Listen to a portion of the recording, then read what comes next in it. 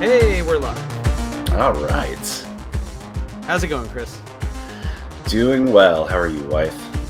I'm all right. Just shipping some books. Speaking of RPGs, the joys of making RPGs. Yeah, the joys of indie RPG publishing. Yeah, moving your own product. So yeah, thanks for suggesting that we do this podcast, and I'm glad to finally kind of kick it off. Yeah, same. However, yeah, kind of informally. I guess we should probably start off with some sort of intros. Yeah. And it is hot. It is July in New York City when we're recording. We gotta make sure we're hydrated while we're recording. There's gonna be so many water sips. Yeah, that's okay though. I think we gotta stay alive. Yeah, exactly. Can't just write games. You can't live on games alone. Oh, I really wish you could. I do too. In any metaphorical way, but yeah. So do you want to kick off? Do you want to tell listeners who you are and what brings you to Why We Roll and what Why We Roll is to you, and then I'll say something. Sound good? Yeah, sounds great to me. I'm Chris Pickett. I am a multidisciplinary artist. Mainly I do tattoo work, but also illustration and games writing. I've been writing games for the last with any real effort in the last 2 years or so. Mostly I spent a year working on board game stuff, and then more lately I've been focusing specifically on tabletop role-playing game design. It's something that I've been passionate about since I was, I think 12 or 13 is when I first picked up 3rd edition Dungeons and Dragons at my local GameStop. As well as I think around the same time, got into tabletop war game stuff. There was a local hobby store where I grew up in North Texas that sold, I want to say the 3rd or 4th edition of 40K or something like that. So I kind of I got into that concurrently. For the last 25, 26 years have been pretty consistently playing role-playing games more than anything else. Played a bunch of different versions of the Dragon game, played, Pathfinder, bunch of indie stuff. And it just kind of eventually led to a point where it was this is something that I care about. This is something that I make time for every week. Why not write my own game? Why not just get into that side of things? And I think as somebody who is, as an artist, as somebody who studied art, spent a lot of time investing in that, I'm also interested in the craft of it, more so than I think, most players that or GMs that I've kind of interacted with over the years. I'm always interested in how mechanics and story and lore building and all of that interact to create, I think a really complex and really beautiful piece of art. A little bit of backstory. The game that I'm working on right now, I've got a few things kind of back burner, but the one that I've been working on the most concentratedly lately is a game that I'm calling Danse Macabre.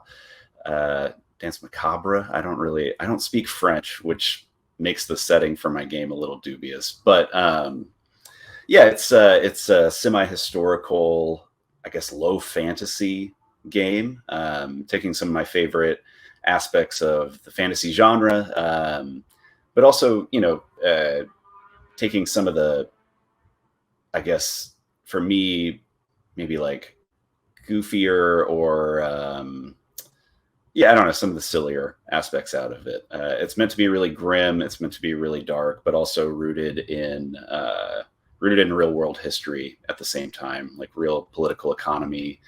And also just meditating on life and death in the in I guess European medieval society. The game itself, it's the fantasy elements are that death has abandoned the world after centuries of war, after the pestilence, the Great Plague has kind of wiped through most of the world population. For reasons unknown, I leave it up to the player and the GM to kind of decide this, but for reasons unknown, death has just vanished from the world. So, you know, when you die, you are immediately kind of reborn in the same body, but you come back with strange corruptions that kind of lead to a generative experience while you're playing the game. It's the same character, but it's a little bit different every time you come back.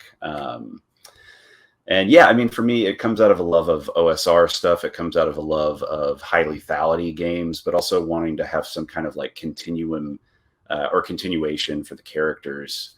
And yeah, that's the elevator pitch. Yeah, that's dope. I mean, I think yeah, like we've talked about leading up to this show. I mean, I think we have a lot in common in terms of moving from the Dragon game to playing a wide variety of games to really becoming obsessed with the craft and like how you make these things and what about the narrative design or the big ideas of the world are fun to play with, like mechanically. Yeah. And how to get people to actually have fun. I mean, what about them are truly fun experiences for your friends and then strangers ultimately, as opposed to just like interesting mind games to read. Yeah. So yeah, I mean, I definitely share a lot of that. So that's what the podcast is about. And hence this stream that is, you know, slowly will be taking off and hopefully we'll just keep adding to and bringing voices in. Yeah, so my name's Wythe Marschall and I'm a writer, and yeah, I make games, and currently created a game company called the Stillfleet Studio when I decided to publish a game kind of for real, but definitely as an indie project still, called Stillfleet, which is a sci-fi game, which is very much political, and that's kind of the focus of our game practice, is to make games that are you know, number one, really, really fun and very high quality, but also sort of do some sort of leftist political education and really challenge a lot of the things about the Dragon game that are not just like frankly annoying or like old holdovers, but like consternating from a design standpoint, like the kind of colonialist, like just go kill quote unquote monsters, like everything that's an other, kill it, take its gold, and then go back to, you know, Waterdeep or whatever. But it's because, you know, I mean, for one, that gets old, I think, when, especially for me as I aged and was no longer like a little boy who wanted to like kill things. Which I never really wanted to kill things, but it also, yeah, I think it's just like a really limiting design space. So you can make games about all kinds of stuff. And I actually really like action movies and spy movies and all that stuff. So, I mean, my games are, you know, my sci-fi is still pretty full of danger and stakes, but it's sort of always political in the way in real life, like people don't wander alone in the wastes. That's just, it's never really happened from a history standpoint. Even as far as I understand, big history all the way back to like the Neolithic or Paleolithic, people didn't wander alone. I mean, you would have died alone. So, you know, I like to make games about people and groups, and I like to set them in the future because those are things I think a lot about. I write about the future of food otherwise. So all my games are not really about food. They are kind of about the role of technology and like basically socialism versus capitalism. You know, what kind of world do we want to live in? How do we interact with the environment? And I think environmentality is something, you know, I've talked about a lot. Another reason to have a design podcast was like, oh, there's so much to do with thinking about the diegetic world and world building, and then how do you make cool rules for games? So I love, like with Danse Macabre, that you have the world built in such a specific, interesting way that feels both kind of more serious or hard and less kind of fantastic, and everyone's like a wizard. But it still has a lot of the fantasy tropes that are really fun. It still has a lot of just TTRPG stuff, so sort of mutation basically dynamic, this dynamic, super fun, very different from what I was working on in the sense of the way I've kind of pitched Stillfleet and what it's grown into, but actually pretty similar to my original love of like games from D&D to Pathfinder to like really the OSR. And creating games that were just sort of a D20 game of my own design from the beginning, set in sort of apocalyptic, far, far future Earth, where there's all kinds of, you know, everyone is basically a mutant. And so there's sort of no background normal humanity, right? Everyone is an unhuman. So, you know, I think, again, that it'll be interesting to come at this podcast from our perspectives and to build on these games, and also mention other games that we're interested in, because I know we have other ideas but beyond those two, which we're sort of trying to get into the world more and more. So yeah, that's the short version of me. And nice. I think hopefully people would be interested in this podcast. There are other game design podcasts, I think, but I liked for me when I thought about it as like this is car talk, right? This is like really into the Yeah. nitty gritty, but still very informal. So not like didactic, like you have to read theory to enjoy the podcast. So, Right. um, Well, and I think, one of the interesting things that we've talked about leading up to it, and one of the things that I'm most excited about is, yeah, I mean, especially as like a relatively new designer and thinking about, yeah, just thinking about the hurdles that go into all of this. And, something that we've talked about is outside of mechanical design, there's also graphic design, there's layout design, there's all of these other things that you may not necessarily be familiar with, but it is an integral part of designing a TTRPG. Like that just basic level of legibility is so very important. Like, how do you get the information across? How do you get people to read it and remain engaged with it? I'm excited to hear what you have to say about that. I'm excited to hear what other designers have to say about that as well. And then, yeah, just thinking about like the challenges of implementing different mechanics of trying to like weave lore into the game itself. I think that every game presents its own challenges in how you do that and how you want to communicate things. And, yeah, I'm very excited to see what other people have to say about that as well. yeah, totally. And I think in addition to, there's kind of like game design from a narrative and mechanical standpoint, which is I think often what we think of when we're talking about TTRPG game design. Mm-hmm. But then there's, as you're saying, graphic design, art direction, which are tightly linked. Typesetting is a specific aspect of graphic design. Yeah. And then you get into like the business design, like how do you like create a TTRPG that goes out into the world and what channels? And there's so many good ways now. Like if you're not as focused on that and you're just like, I'm going to publish something cool that people can find. I mean, itch.io is pretty awesome, I think. Yeah. You can also get on DTRPG, which, Roll20 owns DTRPG, and they're the biggest sort of marketplace for games. And many people find games there. I don't, but I mean, our games are there. You can buy them. Yeah. And, there's plenty of awesome Discords. Like we have a Discord server and we're part of, so many others where people really have awesome, interesting conversations just all the time. It's like endless, really kind of fun, deep conversations about game design. So, I mean, there's plenty of like free tools to start, but I think it'll be interesting to think about like that aspect too. Like why game design, like toward what end? Is it an art practice, a hobby? And at what point is it like, oh, this is taking all my time. I need it to like make money. I need it to pay for the books at least, like book printing, not very lucrative, like very costly thing. It's a high value, low margin business. So, we can definitely get into that as well. I think in addition to the graphics and the look and feel, and of course the core, what makes the game fun piece. Yeah, absolutely. It's not surprising that a few publishing houses, kind of hold a lot of power in the space. Whether it's TTR, I mean, just book publishing in general, it's like, it's hard. It's hard to do. And like you said, it's not very lucrative and requires a lot of lift, a lot of labor. Yeah. I mean, the amortization of IP is this thing that it's really just a metonym for this bigger thing in capital where it concentrates. Like the example that jumps to mind is in 40 Rock, the company making microwaves buys NBC. And so it's like NBC's whole point is to like sell microwaves. It has no, it isn't about like, is SNL funny? It's just like, do we sell microwaves? And that's kind of how I think like you could say like when the guys who made Magic bought TSR and then they're in turn bought, right? It's like the Disneyfication of everything where literally Disney might end up, one day buying Hasbro, who knows? But basically you have giant companies that are like, we need to sell Marvel crap, right? We need to sell whatever stuff that actually makes money, which really is somehow tied to like selling cars, some other deal. It has nothing to do with games, right? And it filters down to like, well, we own all these other properties, all these brands. Right. For the game designer, it's not a brand. It's your passionate thing. That's so fun that you spend all this time on and you hang out with your friends and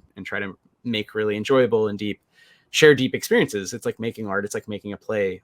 Or writing a novel more than, running a company in that sense. So I definitely think it's interesting that games provide such a crystal clear example of this bigger thing in capitalism where, the power and wealth concentrates at the top and these very few hands who do not care about art or deep experiences or challenges to these systems. They're not interested in that. So I mean, I don't think right now is particularly like, a good time to make games in any sense economically, but I also don't think it's like there's been that much, or, it's like, what do you expect? This is just like capitalism.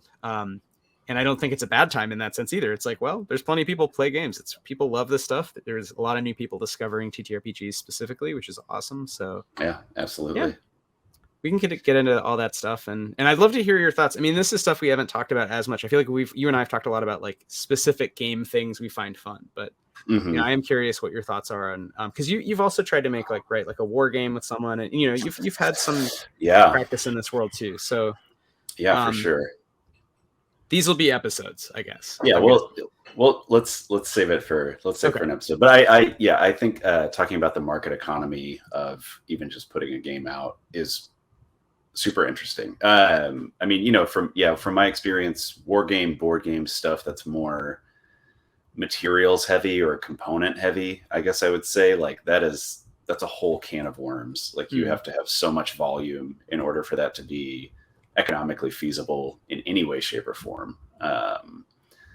And yeah, I mean, I would be curious. I have some friends that are indie board game designers. I'd be curious to get them on the show to talk about this too, because there is overlap, I think, between the different types of publishing. Yeah, totally. I mean, I really prefer TTRPGs for a variety of reasons that I can articulate, but not in a like, it's not like I think objectively they're better. It's like I prefer them for X, Y, and Z reasons. And this show, I think, will concentrate in that space because that's where you and I have spent more time recently writing and creating. But we also play board games, and we're designing a board game based on Stillfleet that is it's at a different level diegetically. So it's about middle management as opposed to sort of the void miner out doing the murder hoboing.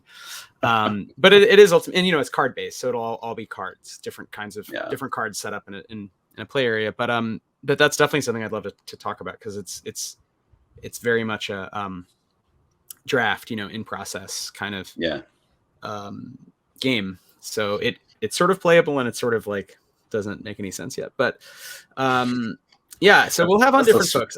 That's the sweet spot, man. Good stuff. That's what we're going for.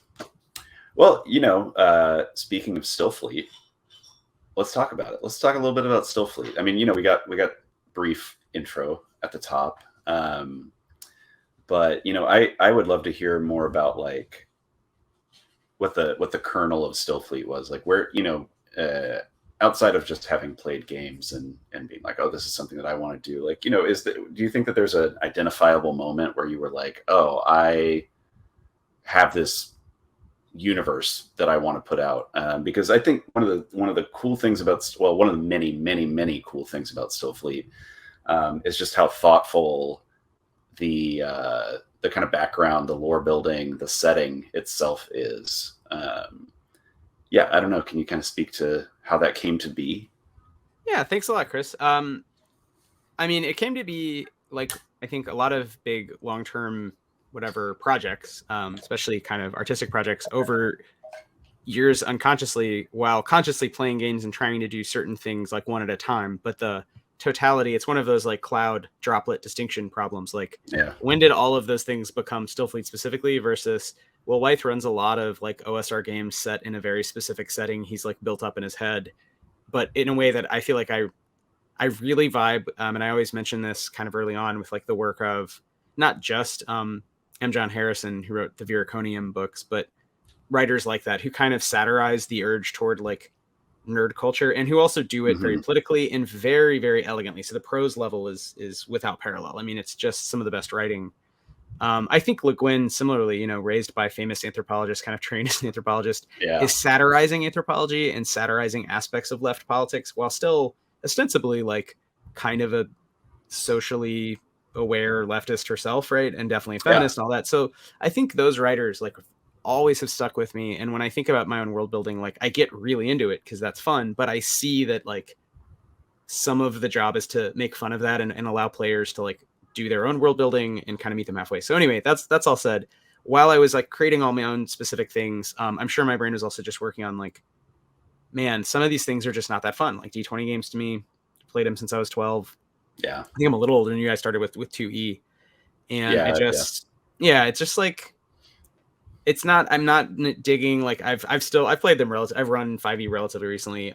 For Same. like basically as a request. I mean, I wouldn't normally play it. I think there's a lot better games out there, but yeah, it was kind of a dissatisfaction. It was like both my own world feeling like really full of things and specific ideas, and you get enough of those, and there's the droplets become a cloud.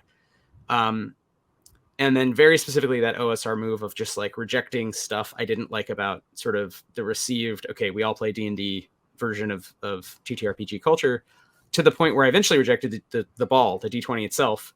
And that was the most freeing thing. So I would say it became Stillfleet specifically, as opposed to a very similar game, but with kind of OSR-ish rules. When I just was like, okay, all the dice, we're going to use all the dice, and your scores will be different die types, and that'll be fun, I think. And we played it like once, and it was really fun. And I was like, this is great. Like I've hit on the head the thing I wanted to do after years of trying different stuff. I mean, I'm not saying, but it's like iteratively found a thing that I think is interesting. I haven't seen anyone else do. Now other games have come out since this is, 2016 is kind of when it crystallized. Yeah. And then with the world building, it was similar. It's like, so I'd been thinking about, I think constantly about climate and biotechnologies, especially. So sort of biopunk was something I was really obsessed with, like the writing of Paolo Bacigalupi and Octavia Butler, especially, are kind of often highlighted. But there's a lot of good writers. There's a lot of interesting stuff. And still, while that vein of like fears about synthetic biology 2.0 have kind of quieted in the last decade, it's still sort of filtered in a culture where people are aware that, like, for example, biocomputing, like DNA is actually really efficient for storing information. And so future computers might be, like, I read a good sci-fi leftist book about the New York commune, like 50 years from now when New York has become communist. And they have all their server farms are algae based. So they're like algae in the ocean doing the analytics for a planned economy. I love on that. the East Coast. Yeah, it's really cool. And the description, like the main scientist who's working on it is like, yeah, we don't really know what they're doing. Like, it's very much a black box where like we use, like they do certain computational tasks for us that would be really hard given like climate disruption and energy grid crises for us to do on land. But we know they're doing a lot of other things. Like we think of it as like dreaming or communicating, but like, he's like, I don't want to be part of the new religion that's sprung up around the algae, but some people go there. So anyway, that's the kind of stuff, like I was really sort of obsessed with, like, all right, well, there's very much nightmarish dystopias around both harder tech and kind of biotech, for sure. Like a lot of biopunk was straight up Luddite. I mean, it was just like, this is all bad. Yeah. But you also have threads, even in Dawn and I mean, you have threads throughout that are like hopeful and like think that kind of that's just how it'll have to go. Like climate will wash away some of the petro hard tech because it won't make any energetic sense in a very basic, big picture global capitalist system. It won't work to make hard stuff the way we do. So you'll end up with like this goopy future. So my games were set in this goopy future. The OSR happened, and I was just really into this idea of trying out new mechanics. Found a mechanic I really liked, and I think that version still lacked the thing that we ended up naming the whole system, the engine that we've built all these games around, which is the grit mechanic. So burning a pool of grit and simplifying everything to that. So everything just costs grit, but having hundreds of power options, and the grit mechanics can get really weird. So like most things are pretty simple, burn 3 or 4 grit or whatever. And you can always boost 3, 6, or 9 grit and add those to a roll. You want to get a high number, like most games. And that's pretty intuitive. Players seem to pick up on it. And the whole mechanic of like, you have a limited pool, it doesn't all come back automatically when you sleep. So you have to really think through, how fast am I going to regain grit?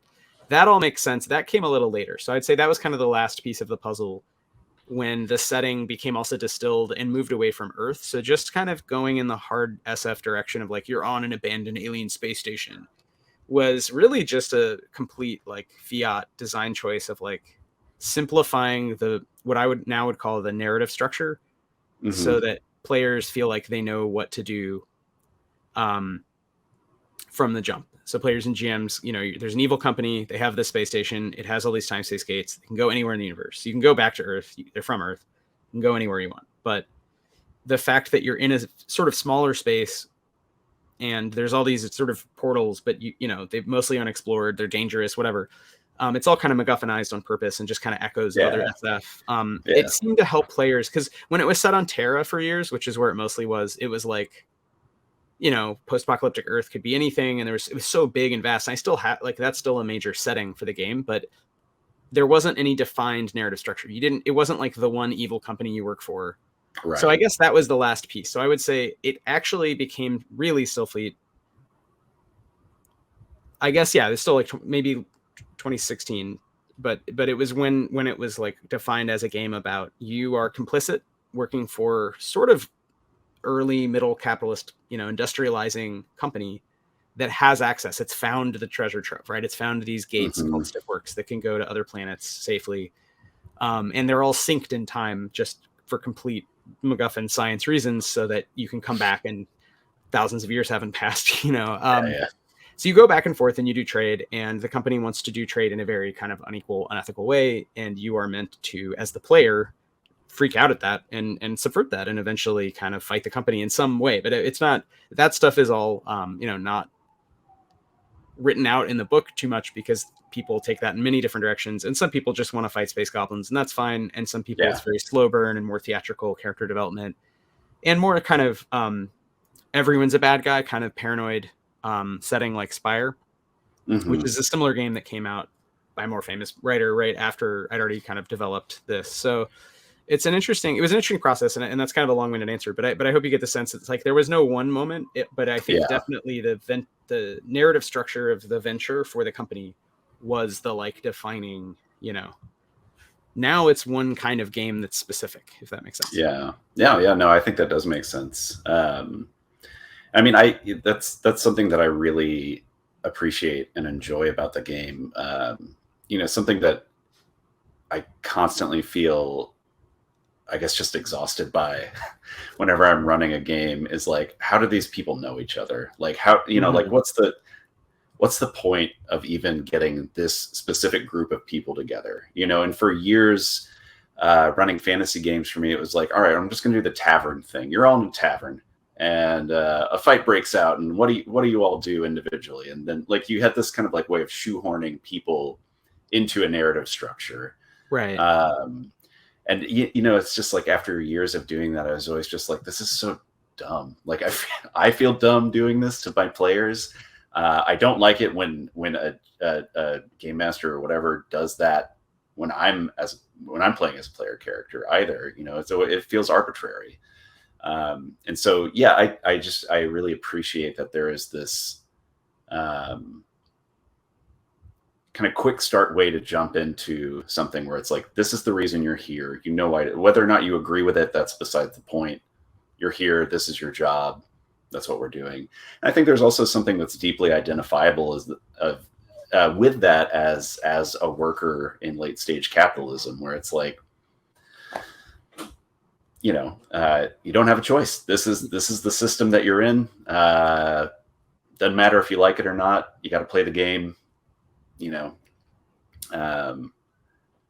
Doesn't feel good, but you have to do it. Yeah. And at least in Stillfleet, there are these more kind of open opportunities to rebel against that, or to actually, resist that system, which is nice.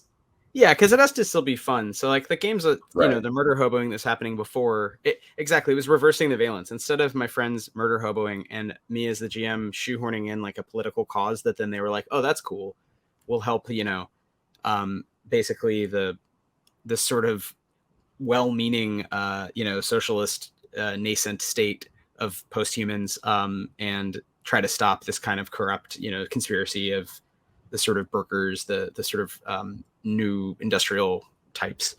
Hmm. Instead of that being the thing that I had to bring and that they had to like agree to, and it was still then could be really vague and take different directions, which is fine. It was super, super fun, but it Yeah. was more fun to me to just say from the beginning, okay, here you're in this political situation, but then it kind of can very often devolve toward murder hoboing / kind of you're trapped in space, typical SF shenanigans in an RPG. And I think that was like a very natural way to just take the things I wanted to do and I found the most fun and make them really apparent for people, but still Hmm. fun. So it didn't feel like I had to do anything at that point to make the players like it wasn't as linear. I didn't have to direct them. They all just immediately got it. Like the first play test when I called it Stillfleet was in Boston, and my friends were like, from literally the first session, we're like, well, we're gonna have our own company that's like more moral, and we'll call it the Virtuous Company. And it was like mind blowing because I hadn't told them that much. I mean, it was pretty simple pitch. It was like, you know, yeah, okay, it's a space company. It's weirdly kind of early modern because like they found this gate, you know, so they're in this advanced station. Like they don't really know how nanotech stuff works. They're still like trying to figure that out. But people got it right away. And I think since then I've noticed the same patterns of like, I don't have to push too much. And that's fun for me because I don't want to be in the position of, I mean, I think it has to be a little different than political organizing as such, right? It's games. It should be fun, first of all, or else it isn't really a game in a meaningful sense. Right. It could still be like functionally a game in some philosophical sense, but it would be sort of subordinated to another reason. But the reason to do it is to have fun with your friends. So I like being able to provide a sandbox that feels relevant to folks and they know what to do with without having a lot of like literature they have to read. You know, it's just like a zany setting, go have fun. And I think it's similar to other settings, I guess, that I experienced. Like I remember Numenera came out and it was around the same time again. I was like developing my specific world. And at the time I really thought, I actually for a while just we played Numenera, but we didn't like the mechanic at all. I love Monty Cook's writing. I love the world building, but the mechanic never really worked for me. And then the setting itself was just, again, it was so open. It's like, well, what is the point of this? So everything is kind of, technology is so futuristic, it's magical, but there was no thing driving, like you said, like, why are we adventuring? Like, what are we doing? What are my players supposed to do? So, you know, again, I think we'll see more games like that. I think there's a reason, like I don't think it's an accident that games like Spire, I think a lot about some of the good Apocalypse World games that have come out. There was a quiet one that really was a nice book called Tremulous that was basically a Lovecraftian horror SF Apocalypse Engine game. It was a little book, really nice, and kind of assumed like the early kind of Call of Cthulhu vibes that it would be sort of like one and done, you guys are fucked, you know, kind of situation. Cartel is a really good game, another Apocalypse World Cartel's game. cool, yeah. Cartel's yeah, really so cool. I think those kind of things where the setting, it's not that this, like Cartel does have a hyper specific setting and that like you're in Durango or whatever. And Stillfleet does start with a hyper specific, like it's a specific alien space station that's very weird, but they're all kind of MacGuffinized to me the right way. And Spire too, right? Like it's a very specific, beautiful image of this dark elf, light elf city, right? With the whales that can fly and that bring the sort of cargo.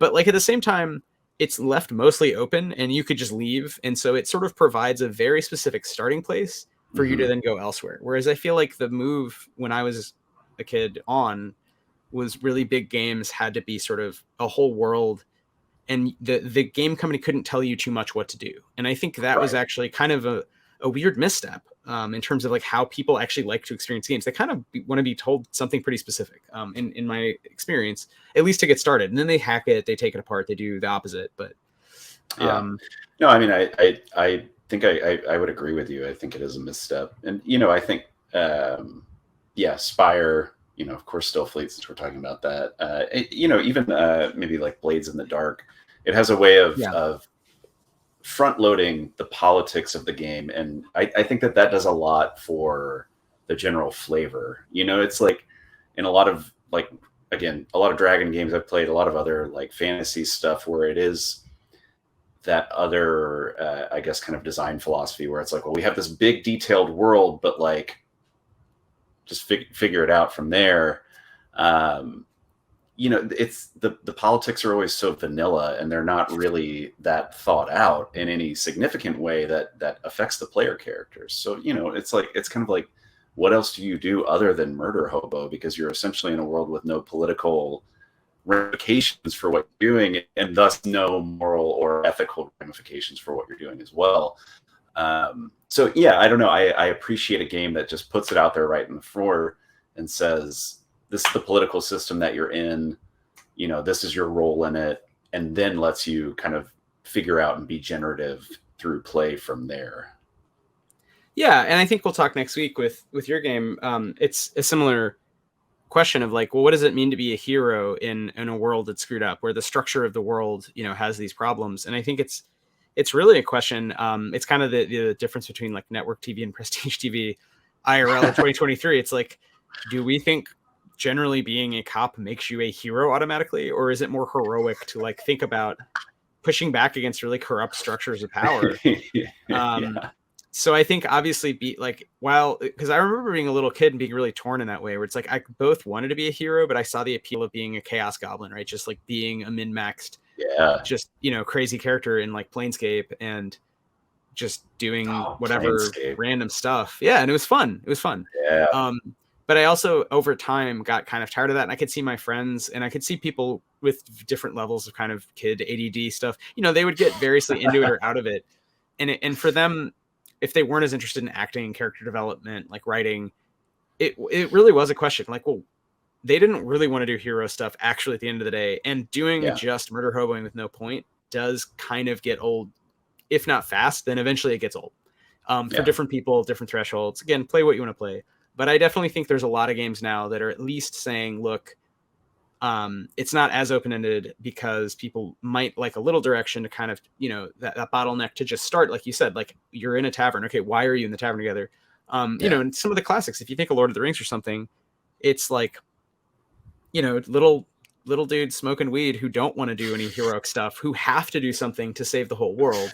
Yeah. So it's a little more directive, right? In that sense, everything they're doing is like from the very beginning to save the planet. Now we might say that's like almost histrionic. It's like melodramatic by like modern, design standards, but absolutely. But I think there's something to that idea of like directing the players from the beginning lightly. They can still go whatever, they still have agency.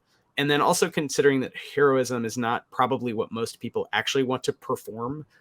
They want that to emerge organically, and just telling them they're here, they're a paladin and they always do right, is like really kind of silly. And I think most kids probably today are like, yeah, that's kind of corny. So I think there's more games kind of playing around with, and and exploring dark stuff. I mean, Cartel again is another example. Like I know, didn't have not worked on that game. I just think it's really fun and really cool. Like you can really take it either way. Like it can be something where it's almost,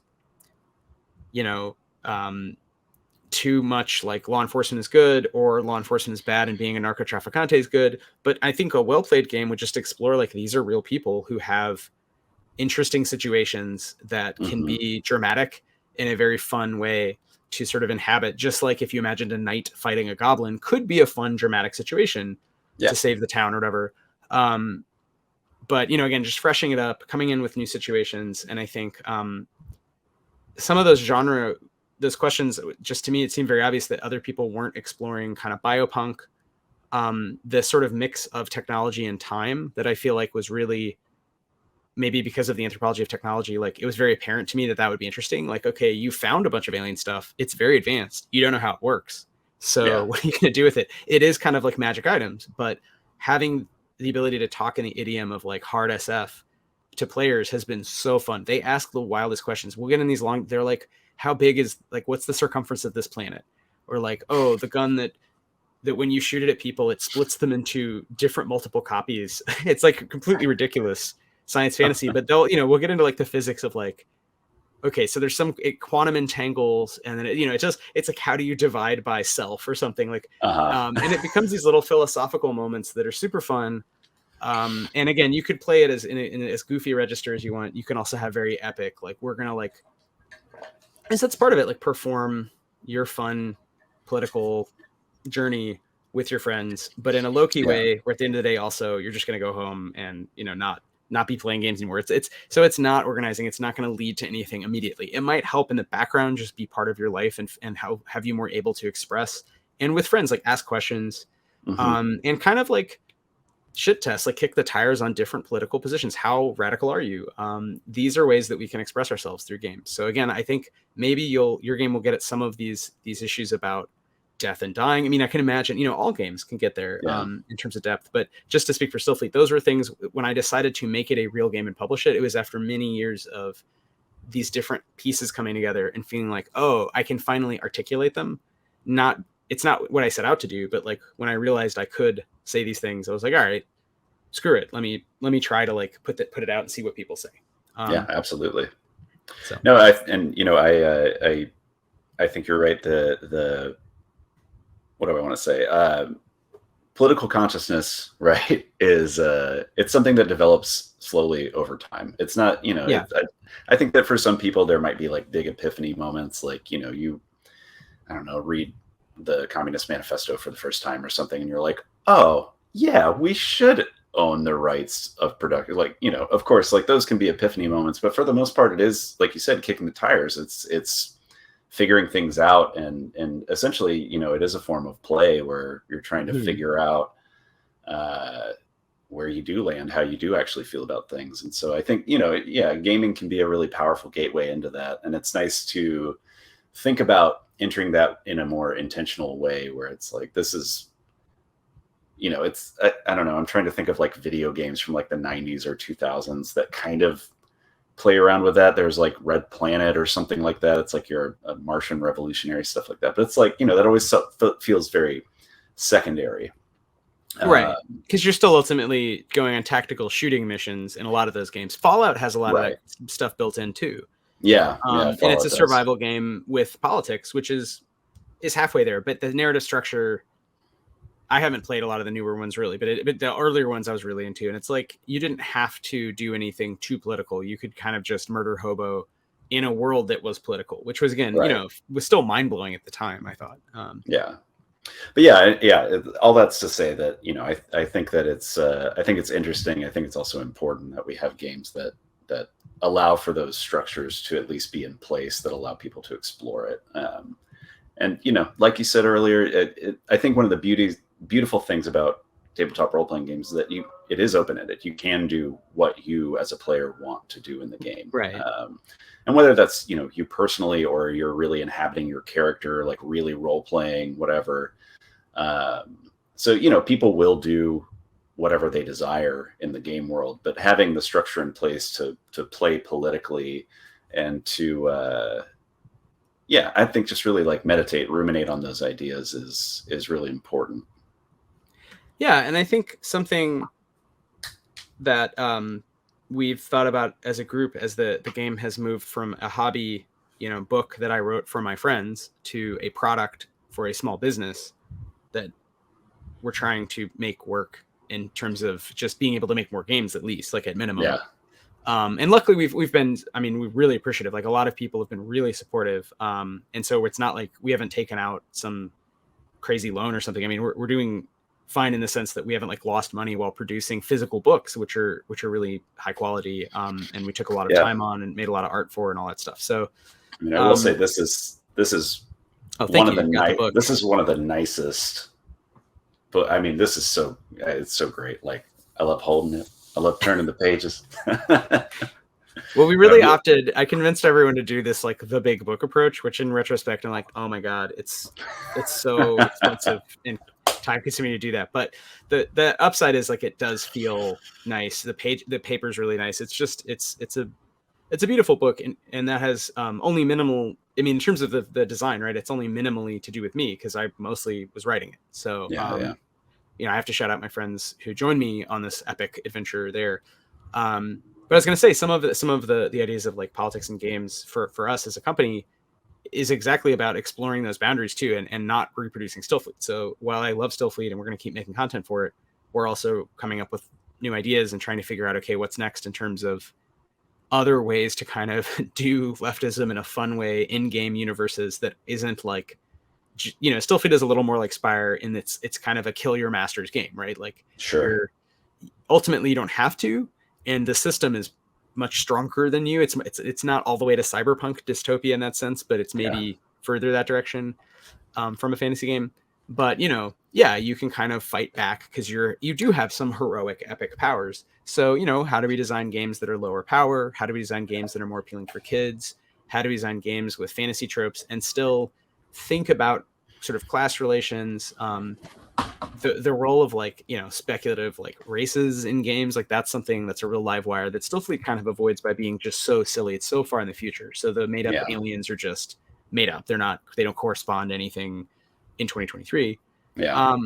Anyway, those are questions that are like, I don't presume to have all the answers to, or think that we as a company will come up with like all the answers, but I like to think that we're really, we have a practice that's so fun. Like, I want it to work in part just because it's been mind blowing to have like really a labor of love that requires so many hours, also have like a deep meaning behind it, and also kind of work with a community. So I think that's another reason TTRPGs to me are different than other forms of art, because you have to play test, you have to get feedback. I think, I guess people publish without doing that, but at their peril, I would say. So I can only think of a handful of like one-page RPGs that I know have not been play tested. Like, I think God, who made this fucked up little guy? I think Grant Howitt wrote that. I think that's Grant Howitt. Yeah, and it was just like, I think he played Elden Ring or something and was like, oh, this is funny. I'll just put it out there. And it like blew up overnight. And he was like, oh, I guess I should have play tested this before I put it out there, but whatever.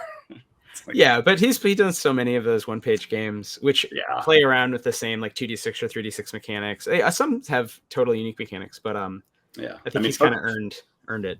Yeah, he definitely has. And Fucked Up Little Guy is more, it's a vehicle for storytelling more than it is, I would say, like a hard, like, role-playing game. It's more of just like get around the table with your friends and tell some goofy stories and throw a die every now and then.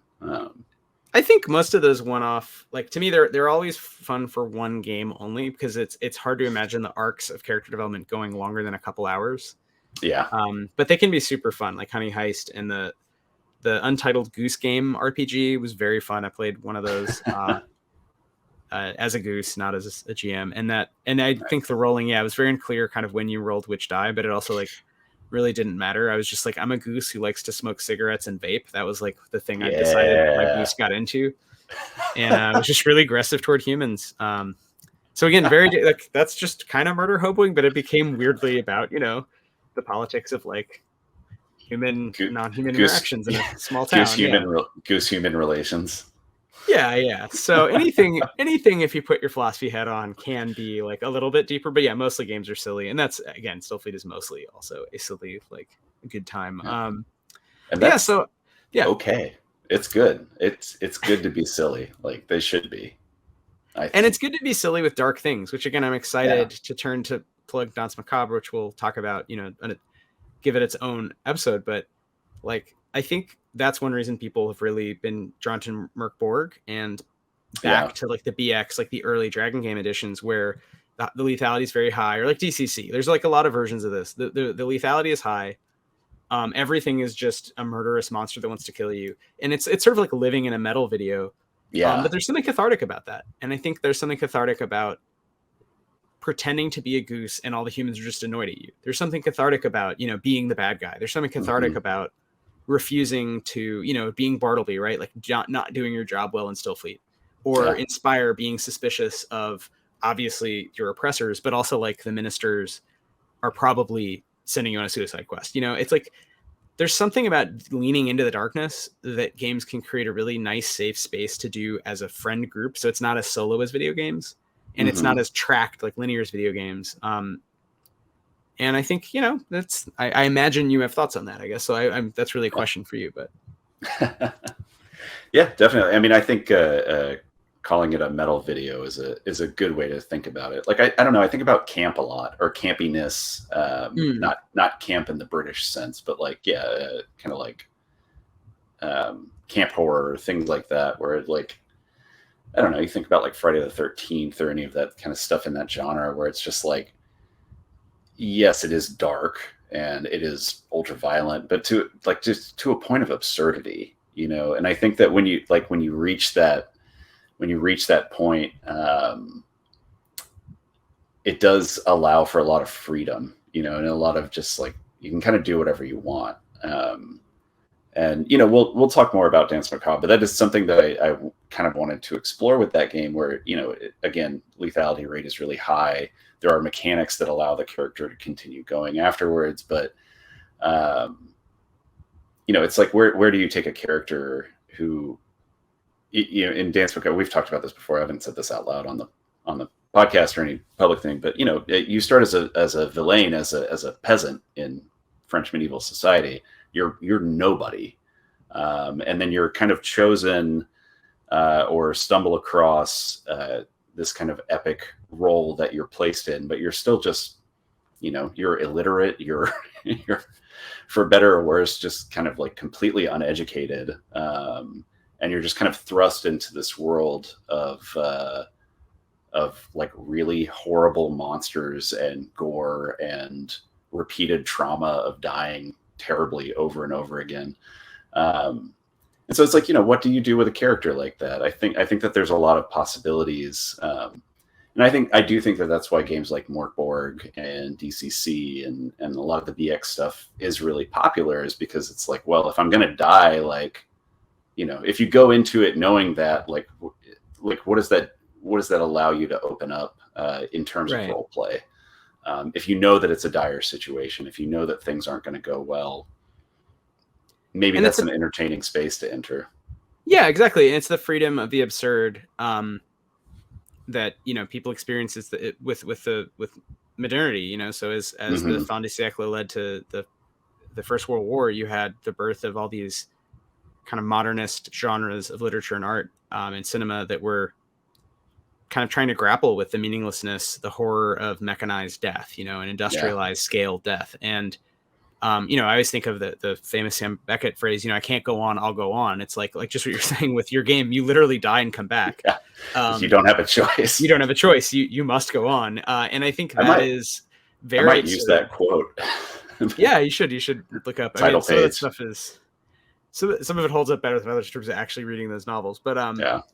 I think a lot of that informs the political turn in games and Hmm. the metal turn, as well as there is an impulse toward religiosity and just playing with some of those forms. I don't think it's that everyone is suddenly sincerely like an early Christian, but I think going back to like metal, sort of satanic panic stuff is partially about just quickly tapping into kind of cutting through a lot of bullshit and culture and just being like whatever. Like I'm thinking of what's his name, Gabriel Kavaroga's Hell Knight, which is it's like you're a Yeah. demon on Earth to do bad stuff, but actually it's like you're punishing bad guys. So it's meant to like have a narrative structure where you can get away with being kind of evil, but you're actually like kind of heroic. And I think similarly with political games, I'd like to think Stillfleet, like we just ran a live stream with like political assassination, which is not like necessarily a fun sounding topic, but it was both very darkly funny and Yeah. also really made people think about like their values. Like, well, do we want society to take this kind of a turn, which might, it's like on balance, how do you judge these things? Hmm. And how do you practically do revolution? So you could have a game Hmm. focus in a sort of meditative way on like your own individual consciousness and death and dying.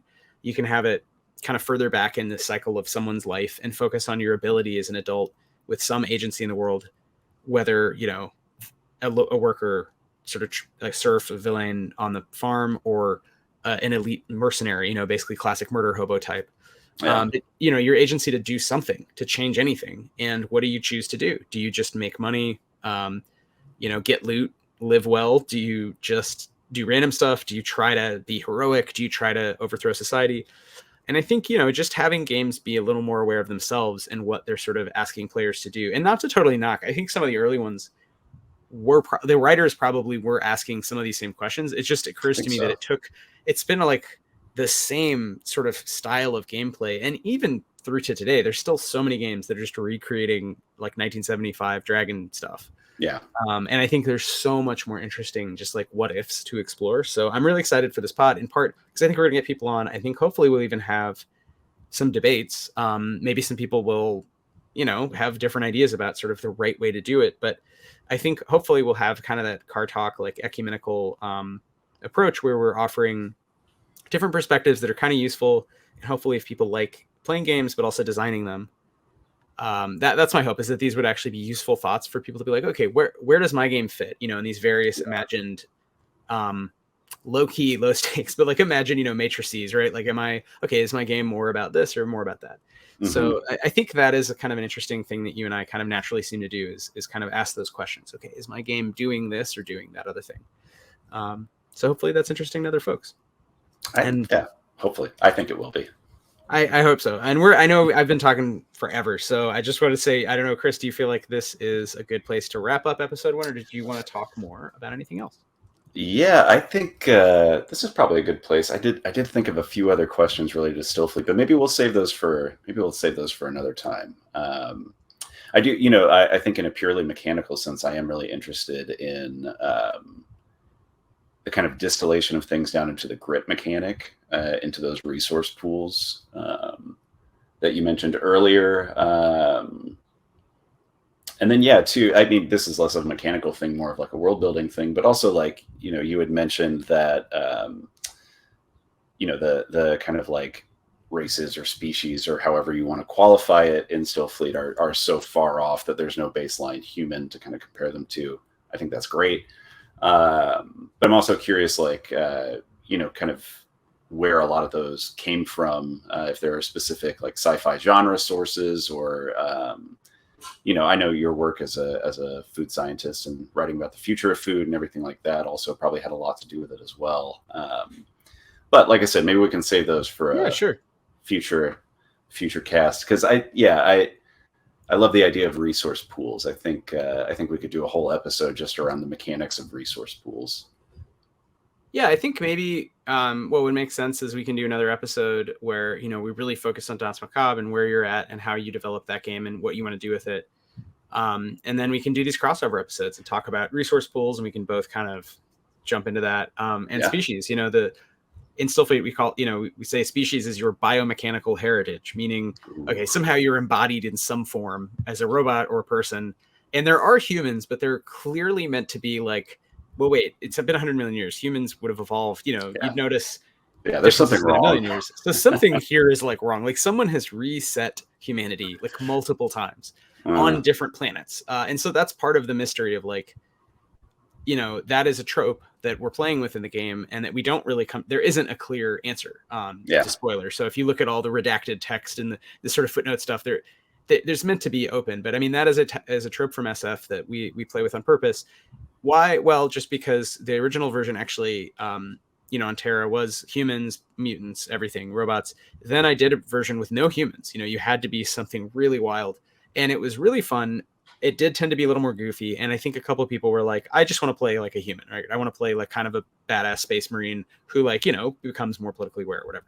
Mm-hmm. And so sure, there's humans, but how are there humans? Do the math. There's only going to be humans if this is like an engineered scenario. Someone is pulling some strings. So that is a very, very quick answer to sort of how we approach it. It still led us to obviously just leapfrog away from 2023 live debates around, mechanicalizing culture, which, we've thought a lot about that. Like, man, is that something we want to do going forward, where like your background gives you different powers? Because like in real life, I don't know, that gets really kind of racist real fast. So it gets deeply racist. Yeah. So I don't know. Again, I agree. That is a whole hour-long discussion we should have, and we'll have some other folks on. We'll come back to all these themes, but I appreciate your time and just your perspective. So same. Cool.